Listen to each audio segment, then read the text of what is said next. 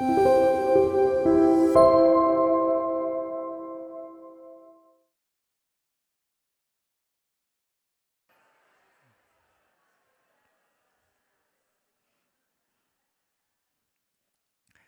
담임 목사가 된 지 이제 2년 차입니다.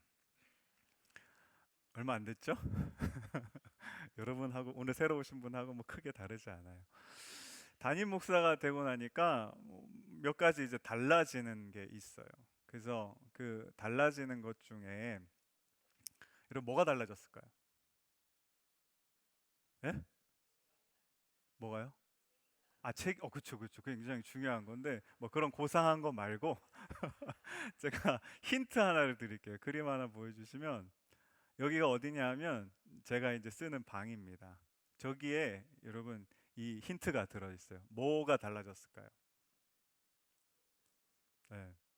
보시면 저기 테이블이 있죠. 저기는 우리 교육자들하고 경건회도 드리고 또 회의도 하고 또 상담하시는 분 있으면 저기서 얘기도 하고 또 기도도 받고 하는 그런 테이블이고요. 그 뒤에 보면 책상이 몇 개 있죠? 하나밖에 없어요. 부목사 때는 제가 예전 교회에 있을 때는 여러 목사님들하고 같이 이제 방을 씁니다. 책상에 칸막이가 되어 있지만 따닥따닥 붙어 있거든요. 그래가지고 그러면 여러분 어떻게 해야 될까요? 조심해야 돼요.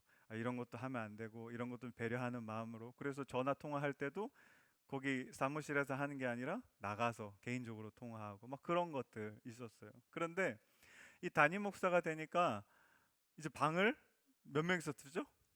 혼자 써요. 그럼 여러분 어떨까요? 내 맘대로 다 할 수 있어요.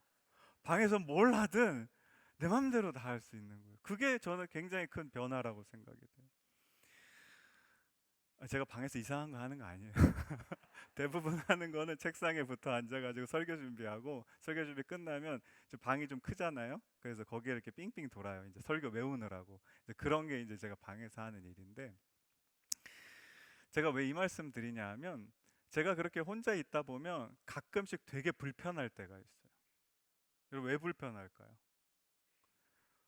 내 맘대로 할 수 있는 방이기 때문에 내 안에 있는 거 안 좋은 게 분명히 있는 거 저도 잘 아는데 그게 혹시라도 나오면 어떡할까 하는 그런 불안감이 찾아올 때가 있어요. 그러면 제 마음이 어떠냐면 되게 불편해요. 여러분 우리나라 말 속담에 이런 게 있거든요. 한번 보여주시면 빛 좋은 개 살구. 예. 개가 나온 좋아하시네요. 여러분 이게 뭐냐면 살구가 무슨 색이죠? 노란색이에요. 그런데 게살구는요, 그 보면 노란색에다가 잘 익으면 빨간 점이 막 생겨서 예쁜 사과같이 이렇게 물이 들어요. 그러면 여러분 먹음직스럽습니까? 안 먹음직스럽? 굉장히 먹음직스럽거든요. 근데 한 입 탁 깨물면 어떻게 되죠? 시고 떨고 제가 말씀 준비하면서 알았는데 그것뿐만이 아니라 독성도 있대요. 그래서 안 맞는 사람은 이거 잘못 먹으면 어디가 아플까요? 배가 아픈 겁니다. 그래서 겉으로 보기에는 굉장히 맛있는 과일처럼 보이지만 실제로 먹어보면 속은 다른 거예요. 그래서 이 배 좋은 게살구라는 건 겉과 속이 같다 다르다 다르다라는 이야기를 하는 겁니다. 그래서 제가 이걸 보면서 여러분 우리는 어떨까요? 우리는 여러분의 겉과 속이 같으십니까? 다르십니까? 잘 인정하시네요. 저도 그렇습니다. 우리가 살아가는 삶을 보면 겉과 속이 굉장히 다른 삶을 살아가요. 이 삶을 바라보면서 사랑의 기술이라는 아주 유명한 베스트셀러를 쓴 이 에이리히 프롬이라는 분이 있는데 이분이 정신분석학자이자 사회심리학자인데 한번 보여주시면 어떤 책을 썼냐면 자유로부터의 도피라는 책을 썼어요. 여기에서 무슨 이야기를 하냐면 이런 이야기를 합니다. 환경에 잘 적응되어 정상적이라 평가되는 사람이 자 여러분 이런 사람이 어떤 사람이죠? 저와 여러분은 환경에 잘 적응돼서 정상적이라고 평가되십니까? 그렇죠. 그러니까 잘 살고 계시는 거잖아요. 그렇죠? 그런 사람이 종종 인간적 가치 측면에서는 여러분 신경증적 사람보다 덜 건강하다는 거예요. 신경증이 뭐냐 하면 간단하면 이런 겁니다. 불안하고 우울하고 두렵고 힘들고 잘 못 참는 사람 그런 게 이제 신경증이라고 하는데 노이로제라고 하잖아요. 그렇죠? 그런 건데 그런 거를 겪는 사람보다 어떻게 더 건강하다고요? 덜 건강하다고요. 덜 건강하다. 왜 그런가 하면 자, 정상적이 되려면 여러분 어떻게 해야 되냐면 그는 대개 자신이 기대하는 인물이 되기 위해서 자기를 어떻게 합니까? 이런 거예요. 겉모습이 있어요. 사회에서 원하는 겉모습이 있는데 그 겉모습을 갖추기 위해서 내 안에 다른 모습을 어떻게 됐다고요? 포기해 버렸다는 거예요. 그러니까 이 사람은 어디 있냐면 요 끝에 서 있는 거예요. 그 이런 사람들이 더 건강하지 않다, 더 위험하다 이런 이야기를 하는 겁니다. 이게 무슨 뜻이냐 하면 간단히 말하면 이겁니다. 속과 겉이 다른 사람은 우리가 신경증적 그런 현상들을 갖고 사는 사람이라고 하는데 우리 인간은 여러분 사회적 동물이거든요. 그래서 여러분 사회에 적응하려면 뭐 해야 되죠? 사회에서 요구하는 것을 갖춰야 돼요. 일정 기간의 교육을 받아야 되고 능력이 있어야 되고 직장에 취업했다면 그걸 감당할 수 있는 것들이 있어야 되거든요. 근데 여러분 우리가 그렇게 살다 보면 여러분 그 모습이 우리가 갖고 있는 원래의 모습과 같습니까? 다릅니까? 달라요. 그래서 여기서 뭐가 발생하냐면 차이가 발생하는 거예요. 근데 이 차이가 사람들을 어떻게 하냐면 힘들게 하는 거예요. 내가 원하는 삶이 있는데 이것대로 살 수 있습니까? 못 삽니까? 못 사는 거예요. 그런데 여러분 문제는 뭐냐 하면 자 이런 거예요. 제가 지난주에 인하대 그 교육학 교수님하고 같이 식사를 하면서 그 교수님이 이러더라고요. 목사님, 어, 우리나라 2024년 통계를 보면 하루에 몇 명이 자살할 것 같으세요? 이렇게 물어보시죠. 몇 명이 자살할 것 같으세요? 하루에요. 자그마치 44명이 자살을 합니다.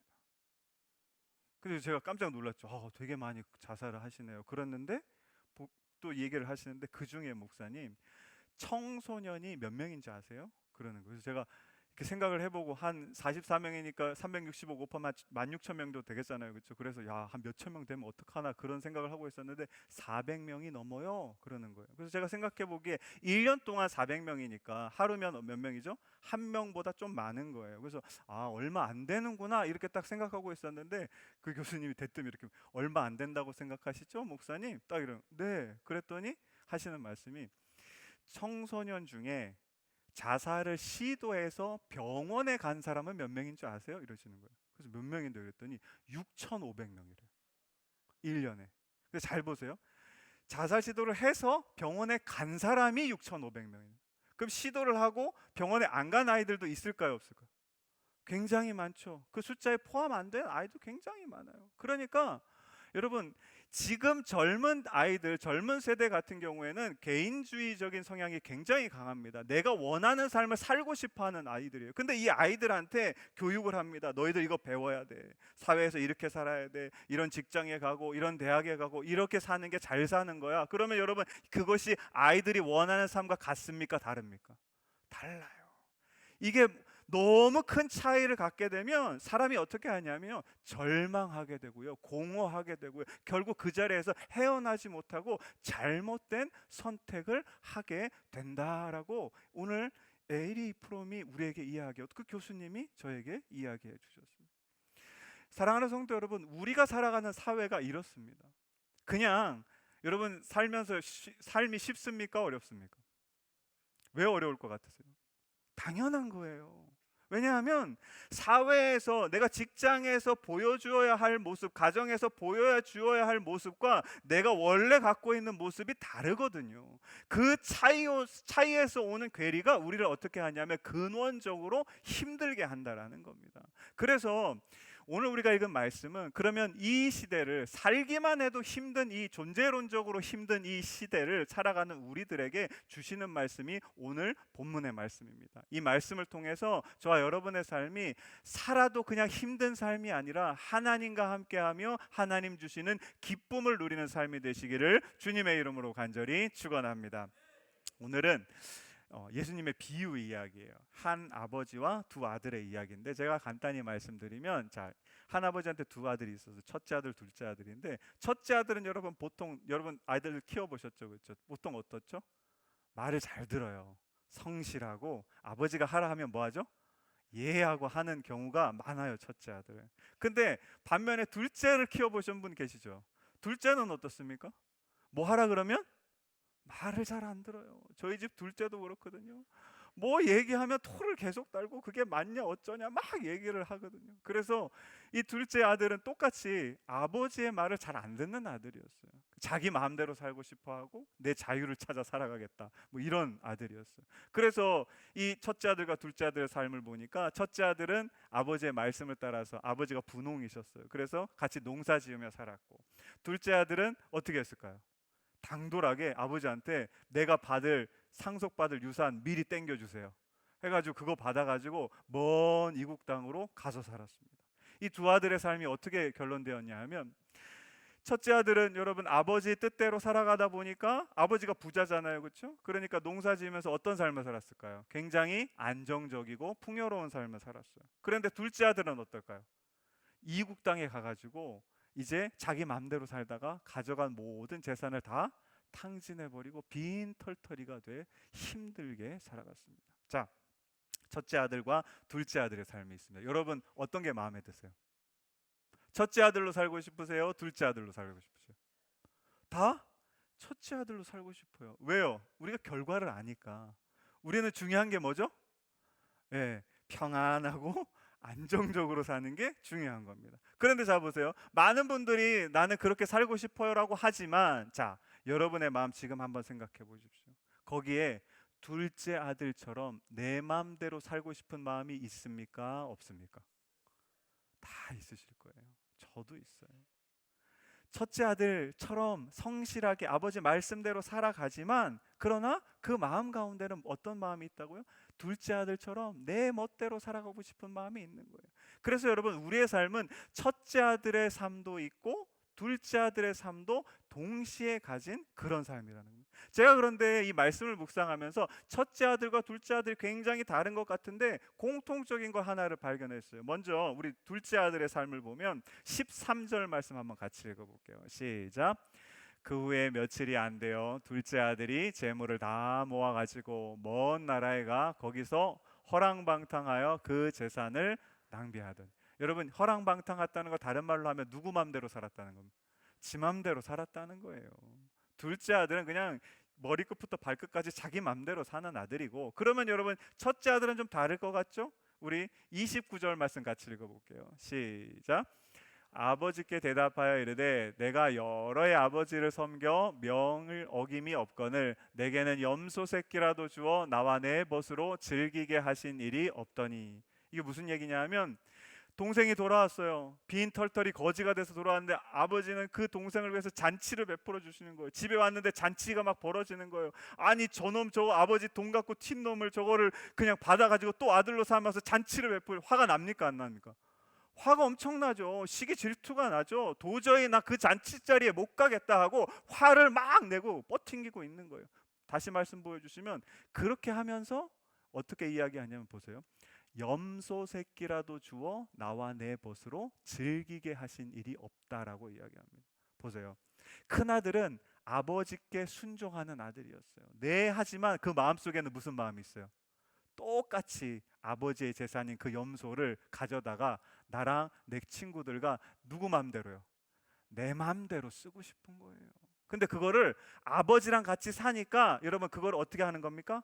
이렇게 억누르고 있는 거예요. 보시면 첫째 아들도 그렇고 둘째 아들도 그렇고 똑같이 뭘 하기를 원해? 누구 마음대로 살아가기를 원해? 내 마음대로 살아가기를 원하는 겁니다.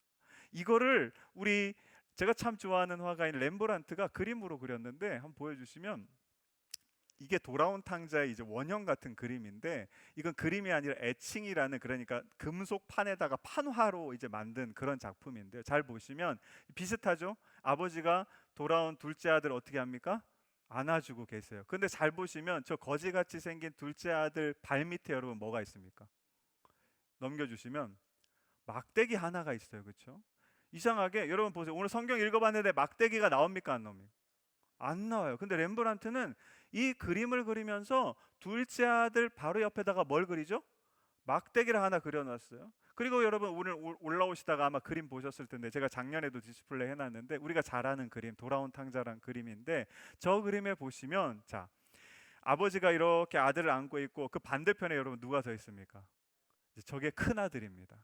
멋있게 생겼죠. 옷도 잘 입고 아버지처럼 아주 부유하게 보이죠. 그런데 보세요. 큰 아들의 손에 뭐가 쥐어져 있죠? 지팡이가, 막대기가 하나 이렇게 있어요. 근데 잘 보시면 안 보일 텐데 저 둘째 아들, 그러니까 거지같이 돼서 돌아온 아들 옆에도 보시면 넘겨주세요. 한 번 더. 예, 거기도 보면 바닥에 막대기가 하나 그려져 있는데 잘 안 보여요. 그래서 제가 이 두 막대기를 한번 비교해 봤어요. 넘겨주시면, 자, 둘째 아들 옆에 있던 막대기하고 첫째 아들이 손에 쥐고 있는 막대기하고 여러분 비슷하게 생겼습니까? 다릅니까? 완전히 똑같은 걸 그려놨어요.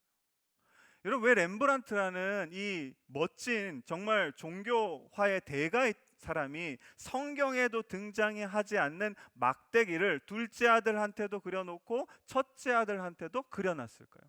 여러분, 이 막대기가 뭘까요? 바로 내 마음대로 살고 싶은 마음이라는 거예요. 누구나, 둘째 아들이든 첫째 아들이든 저나 여러분이라 다 누구 마음대로 살아가고 싶습니까? 내 맘대로 살아가고 싶어요. 그런 막대기들을 하나 다 갖고 살아가는 거예요. 그런데 여러분, 이 내 맘대로 하는 막대기를 휘휘 저으려면 여러분 조건이 하나 있어요. 누구를 떠나야 됩니까? 아버지 밑에 있으면 첫째 아들도 그랬지만 이 막대기 쓴 적이 없어요. 계속 꾹꾹 참는 거야. 염소 새끼라도 한 마리 줘가지고 내가 친구들이랑 즐기면 좋겠는데는 마음이, 이 막대기가 있지만 누구 밑에 있으니까? 아버지의 권위 밑에 있으니까 이걸 쓸 수가 없는 거예요. 그런데 여러분, 둘째 아들은 어떻게 되죠? 그걸 다 모아서 가니까 누구 마음대로 씁니까? 자기 마음대로 쓰는 겁니다. 보세요. 우리 안에 내 마음대로 살아가고자 하는 그 막대기는요, 근원적으로 누구를 피해 떠날까요? 아버지를 피해 떠나가게 되는 겁니다. 그런데 잘 보세요. 우리가 그 막대기를 가지고 아버지를 피해 도망가면 둘째 아들 어떻게 살았습니까?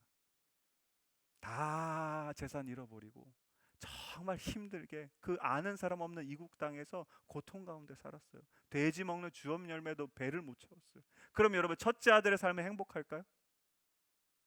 아니에요. 나는 하고 싶은 게 있는데 아버지한테 눌려가지고 살아요. 그리고 동생 왔는데 여러분, 그게 받아들여집니까? 안 들어요. 화가 나고 분노가 나고 여러 어두운 감정에 붙잡혀서 기뻐하지 못하는 삶인 거예요. 똑같습니다. 그런데 여러분, 놀랍게도 이 두 아들에게 아버지가 어떻게 하시냐면, 우리 20절과 28절 한번 같이 읽어보겠습니다. 20절은 우리 둘째 아들을 향한 아버지의 사랑입니다. 같이 읽어볼게요. 시작. 이에 일어나서 아버지께로 돌아가리라. 아직도 거리가 먼데. 아버지가 어떻게 합니까? 그를 보고 치긴히 여겨 달려가서 목을 안고 입을 맞춥니다. 나를 피해 도망갔던 아들, 내 재산 다 쓰고 온 아들 어떻게 합니까? 그냥 달려가가지고 안아주시고 입을 맞추시는 거예요. 그리고 첫째 아들 향해 28절 같이 한번 읽어볼게요. 시작. 그가 노하여 들어가고자 하지 아니하거늘. 그 다음에 뭐 합니까? 아버지가 나와서 다시 얘야 잔치자리로 들어가자, 큰 아들을 초대하고 있는 겁니다. 여러분, 아버지가 왜 작은 아들도 큰 아들도 다 자기랑 멀어지고 자기 맘대로 살아가고 싶어하는 그 아들이지만 이렇게 찾아가서 목을 끌어안고 또 내 잔치자리에 들어오라 초대하는 것일까요? 아버지가 아들을 뭐 하기 때문에요? 사랑하기 때문에. 사랑하면 다 필요 없습니다. 무슨 일을 했던 어디를 갔던 그건 중요하지 않고 이 아들이 누구기 때문에, 내 아들이기 때문에 당연히 가서 안아줘야 되고 당연히 가서 잘못된 곳에 있으면 불러와서 좋은 자리에 앉혀야 되는 겁니다. 이게 하나님의 사랑인 줄로 믿습니다. 그래서 여러분, 이사야서의 말씀 65장 이렇게 이야기하는데 한번 같이 읽어볼게요. 하나님께서 당신을 이렇게 드러내십니다. 우리 1절과 2절 말씀 세번역 성경입니다. 같이 한번 읽어보겠습니다. 시작. 나는 내 백성의 기도에 응답할 준비를 하고 있었지만 내 백성은 아직도 내게 요청하지 않았다. 누구든지 나를 찾으면 언제든지 만나려고 준비를 하고 있었지만 아무도 나를 찾지 않았다. 내 이름을 부르지도 않던 나라에게 나는 보아라 내가 여기 있다, 보아라 나 여기 있다 하고 말하였다. 제멋대로 가며 악한 길로 가는 반역하는 저 백성을 맞이하려고 내가 종일 팔을 벌리고 있었다. 아멘. 여러분, 하나님이 당신을 어떻게 나타내신지 보십시오. 넘겨주시면, 우리의 아버지 되신 하나님은요, 우리를 사랑하시기 때문에 첫 번째로요, 우리의 기도에 응답할 뭘 하고 계십니까? 야, 기도만 해. 내가 다 뭐 해주겠다고요? 응답해 줄게. 이루어 줄게. 그 다음에 두 번째로 보세요. 우리를 뭐 하려고 준비하신다고요? 만나시려고. 하나님을 피해 도망가고 하나님을 피해 멀어지는 우리를, 조금만 가까이 오기만 한 우리를 만나시려고 준비하고 계시는 하나님이에요. 세 번째로 여러분, 우리에게 여러분 뭐라고 말씀하십니까? 얘야, 내가 여기 있어. 이리로 오면 돼. 다른 데로 가지 마 라고 말씀하시는 하나님인 줄로 믿습니다. 그리고 마지막으로 제가 너무 감동이 되고 위로가 된 말씀인데, 여러분, 하나님은요 우리를 향해 종일 팔을 벌리고 계신 분, 그 아버지이심을 믿을 수 있기를 주님의 이름으로 간절히 축원합니다. 여러분, 여러분의 삶은 어디에 있으십니까? 혹시 둘째 아들처럼 이 하나님과 멀어져 계십니까? 혹은 첫째 아들처럼 점점점 하나님으로부터 벗어나고 계십니까? 여러분, 우리가 어디에 있던 하나님께서 우리를 부르십니다. 우리를 안아주십니다. 그리고 그 팔을 벌려서 우리를 그 너른 품에 품어주시기를 간절히 원하시는 하나님이 저와 여러분의 아버지 되심을 믿을 수 있기를 주님의 이름으로 간절히 축원합니다. 그 하나님께서 그러면 여러분 우리를 어디로 초대하시냐 하면, 품에 안아주시면서 어디로 초대하시냐 하면, 여러분 누가복음 15장에는 세 가지 비유가 등장하는데 다 똑같은 비유예요. 목자가 양을 잃어버리고, 여자가 동전을 잃어버리고, 아버지가 아들을 잃어버리는데 그 세 가지 이야기가 결말이 똑같습니다. 우리 한번 같이 읽어볼게요. 첫 번째로 목자가 양을 찾아서, 그 이야기의 마지막입니다. 5절 6절 시작. 또 찾아낸즉 즐거워 어깨에 메고 집에 와서 그 벗과 이웃을 불러 모으고 말하되 나와 함께 즐기자, 나의 잃은 양을 찾아내었노라 하리라. 지금 뭘 합니까? 잔치를 벌이는 거예요. 사람들을 다 모아가지고 잔치를 벌이면서 뭐라고 이야기하죠? 나와 함께 즐기자. 그 다음에 두 번째, 한 여인이 잃은 동전을 찾았습니다. 9절 말씀 읽어볼게요. 시작. 또 찾아낸즉 벗과 이웃을 불러 모으고 말하되 나와 함께 즐기자, 잃은 드라크마를 내가 찾아내었노라 하리라. 그 다음에 마지막으로 잃은 아들을 찾은 아버지의 고백입니다. 22절 시작. 아버지는 종들에게 이르되 제일 좋은 옷을 내어다가 입히고 손에 가락지를 끼우고 발에 신을 신기라. 그리고 살찐 송아지를 끌어다가 잡으라. 우리가 뭐 하자고요? 먹고 즐기자. 이 내 동생은 죽었다가 살아났으며 내가 잃었다가 얻었기를 어떻게 하자고 이야기합니까? 우리가 즐거워하고 기뻐하는 것이 마땅하다. 사랑하는 성도 여러분, 우리가 왜 우리 맘대로 살아가고 싶어 합니까? 내 맘대로 살아가야 내가 원하는 거 즐길 수 있어요. 여러분 하기 싫은 거 하면 기쁩니까? 안 기쁩니까? 여러분 하고 싶은 거 하면 기쁩니까? 안 기쁩니까? 우리 마음대로 하고 싶은 건 뭐냐면 기쁨을 누리고 내가 하고 싶은 거를 즐기기 위해서 그렇게 우리는 우리 마음대로 살아가기를 원하는 거예요. 그런데 말씀 다시 한번 보여주세요. 뭐라고 나옵니까? 즐기자, 즐기자, 즐기자, 즐기고 기뻐하자 라고 하나님께서 우리에게 말씀하고 있습니다. 사랑하는 성도 여러분, 잔치 자리가 어떤 자리일까요? 잔치 자리의 목적이 뭘까요? 거기 가서 여러분 우리가 공부해야 됩니까? 거기 가가지고 여러분 시험 봐야 됩니까? 거기 가서 우리의 능력을 테스트해야 됩니까? 아니에요. 잔치 자리는 그냥 모든 사람이 모여서 뭐 하는 곳입니까? 먹고 즐기는 거예요. 어제도 돌잔치가 있었고 전에도 우리 결혼식이 있었지만, 여러분 보세요. 결혼식장 가면 뭐 하세요? 거기서 여러분 누가 시험 봅니까? 아니에요. 그냥 가셔서 축하해주고 같이 기뻐해주고 준비된 음식 어떻게 하면 먹으면 되는 거예요. 보세요. 하나님께서 우리를 어디로 초대하시냐 하면 이 잔치 자리로 초대하는 줄로 믿습니다. 여긴 복잡한 게 아니에요. 뭘 해야 되는 것도 아니고 뭐 우리가 갖춰야 되는 것도 아니에요. 아무것도 하지 않아도 그냥 그 자리에 가서 뭐만 하면 됩니까?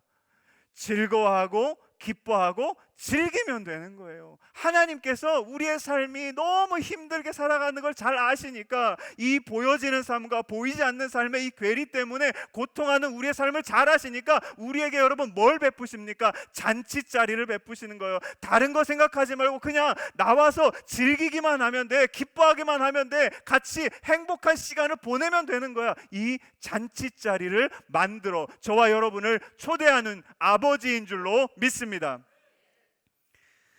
제가 그 며칠 전에 새벽 예배 오다가, 저희 새벽 예배 오면은 현관문을 이렇게 열거든요. 열고 들어오면 그 바로 왼쪽에 여러분 뭐가 있죠? 여러분 오늘 걸어 올라오셨죠? 올라가는 계단이 있잖아요. 그렇죠? 메인 계단이 있는데 거기에 보면 여러분 이런 게 붙어 있어요. 이거를 딱 봤는데 이게 뭡니까? 오늘 홈커밍 데이 전도 대상자 명단이에요. 그래서 굉장히 많은데 제 눈에 한 사람의 이름이 딱 들어왔어요. 넘겨주시면 여러분 누굴까요? 넘겨주세요. 제 이름이 이기수예요. 저분 제가 누군지 알거든요. 한 권사님 아들인데 저보다 2살 아래인 그분인데, 근데 제가 아는데도 불구하고 저 이름을 딱 보니까 누구 이름 같아요? 내 이름 같은 거예요. 근데 하나님이 놀랍게 이 이름을 딱 보자마자 제 마음속에 뭐라 그러셨을까요? 내가 기수야 너를 기쁨의 잔치 가운데로 초대할 거야. 이 말씀을 딱 하시는 거예요. 여러분 교회에서 이제 오후에 이렇게 준비하고 같이 이런 행사를 하잖아요. 그러면 여러분 담임 목사가 어떨 것 같으세요? 제가 늘 웃고 있고 그리고 이렇게 하나님이 다 하십니다 하니까 편안할 것 같죠? 전혀 그렇지가 않습니다. 이 마음 안에 뭐가 있을까요? 야, 사람들이 많이 안 오면 어떡하지? 행사가 잘 진행되지 않으면 어떡하지? 예배 은혜가 없으면 어떡하지? 제가 설교를 잘 못하면 어떡하지? 무슨 일이 생기면 어떡하지? 비가 오면 어떡하지? 여러분 이런 부담감들이 제 안에 가득 있었어요.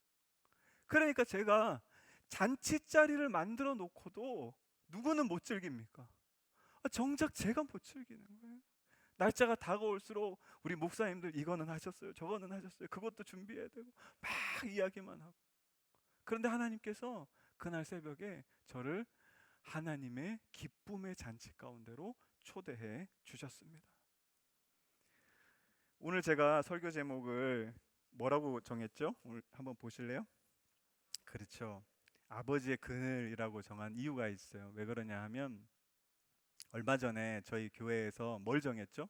향기를, 교회 성안교회 향기를 정했어요. 그래서 투표도 하시고 하셨는데 제가 향기를 보면서 이거 향기에 이름이 있어야 되겠다 이렇게 생각을 했어요. 그래서 무슨 이름을 할까 고민을 하다가 여러분 이 향이 여러 가지로 이루어져 있는데 그 중에 대표 향이 뭐냐면 무화과 나무 잎 향이라고 돼 있었어요. 거기에 보니까. 그래서 제가 무화과 나무 잎 하면서 이렇게 말씀을 생각해 보는데 어떤 말씀이 생각났냐면 하박국 3장 17절이 생각났어요. 한번 같이 읽어볼게요. 시작.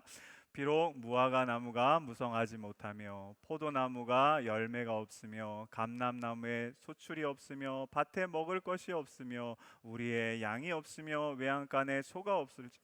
잘 보시면 무화과 나무 빼고 포도나무는 뭐가 열려야 되죠? 열매. 감람나무도 소출, 그 다음에 밭에 있는 식물들도 먹을 거. 그러니까 다 이 식물들은 여러분 뭘 맺는 게 중요하다고 얘기합니까? 열매를 맺는 게 중요한데 유독 무화과 나무는 여러분 열매기가 있습니까? 뭐라고 되어 있습니까? 무성하지 못하다는 건 뭐냐면 무성하다는 건 잎이 많다는 게 무성하다는 거거든요. 그러면 잎이 별로 없다라는 거예요. 그래서 제가 이 말씀을 보면서 무화과 나무의 핵심은 이파리구나 이걸 딱 알게 됐어요. 그래서 제가 성경 식물 사전을 딱 찾아보니까 한번 보여주시면 저게 무화과 나무입니다. 성경에 있는 나무 중에서 여러분 이스라엘이 덥고 비가 많이 안 오잖아요. 그래서 식물들이 잎이 작아요. 근데 저 나무는 어떻습니까? 잎이 이스라엘에 있는 나무 중에 제일 큰 나무예요. 그래서 보세요. 잎이 큰 나무가 잎이 많이 달려 있으면 그 밑에 뭐가 생깁니까? 그늘이 생기죠. 그래서 제가 그늘을 히브리어로 찾아보니까 이래요. 넘겨주세요. 첼이라고 하는데 이 그늘이라는 뜻도 있지만 무슨 뜻이 있을까? 피난처, 안식처, 쉼터 이런 뜻이 있어요. 그 제가 이 그늘이라는 단어의 말씀 들어간 걸 딱 찾아보니까 시편 63편에 이렇게 되어 있습니다. 같이 한번 읽어볼게요. 시작. 주는 나의 도움이 되셨음이라. 내가 주의 날개 그늘에서 즐겁게. 여러분, 다윗이 이걸 언제 썼냐면 63편의 표제가 이래요. 다윗이 사울을 피해서 유대 광야에 있을 때. 여러분, 광야에 뭐가 있죠? 아무것도 없어요. 그러면 이제 누가 자기를 죽이려고 쫓아옵니까? 사울이 나를 죽이려고 쫓아오는. 그러면 여러분, 감사합니까? 기쁩니까? 행복합니까? 아니에요. 내가 곧 생명이 달아날 것 같고 내가 의지할 수 있는 게 아무것도 없어요. 근데 그런 상황에서 7절 말씀에 보시면 다윗이 그런 상황이지만 내가 어디로 들어가니까? 하나님의 날개 그늘 아래로 들어가니까 여러분, 그 입술에서 뭐가 나온다고 이야기합니까? 즐거운 노랫소리가 나오더라. 사랑하는 성도 여러분, 우리의 삶이 꼭 이렇습니다. 여러분, 우리는 숨쉬고 살아가는 것만 해도 우리의 겉모습과 속사람이 다르기 때문에 거기서부터 오는 괴로움과 고통과 힘듦으로 살아갈 수밖에 없어요. 사는 것 자체가 고통스러운 삶이 우리 인간에게 주어진 삶이에요. 그래서 하나님께서 여러분, 우리를 어디로 초대하신다고요?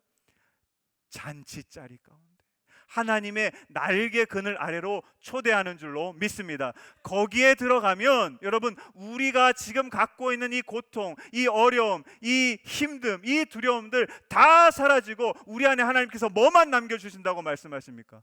기쁨을 누리는 삶이 되게 약속하시고 계십니다. 그래서 제가 오늘 이제 새로 오신 여기 44분 계시는데, 여러분 오실 때 뭐 받으셨어요? 네, 쇼핑백 하나 받으셨죠?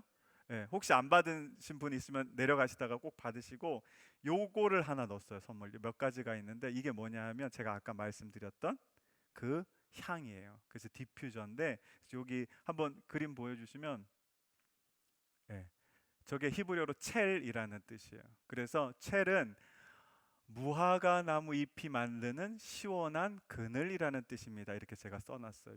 여기도 스티커가 붙어 있거든요. 그래서 이거는 하나님의 날개 그늘 아래 보호, 쉼, 임재를 상징합니다. 이렇게 썼거든요. 제가 이 선물을 드리는 이유가 있어요. 오늘 처음으로 하나님께 나오셔서 하나님의 품에 안기면 우리가 그런 기쁨을 누리거든요. 근데 여러분, 돌아가시면 다음 주에 오실 수도 있고 못 오실 수도 있어요. 그런데 제가 이거를 드리는 이유는 뭘까요?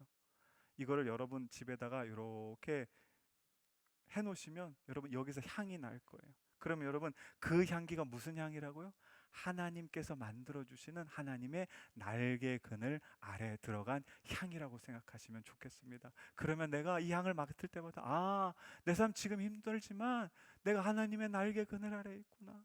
내가 하나님께서 초대하시는 그 잔치자리에 있구나. 아, 그 기쁨을 누릴 수 있게 되겠구나. 이것을 잊지 마시고 기억하시는 여러분들 되시기를 주님의 이름으로 간절히 축원합니다. 여러분, 그늘은 특징이 있거든요. 어떤 특징이 있냐면, 그늘이 언제 생기죠?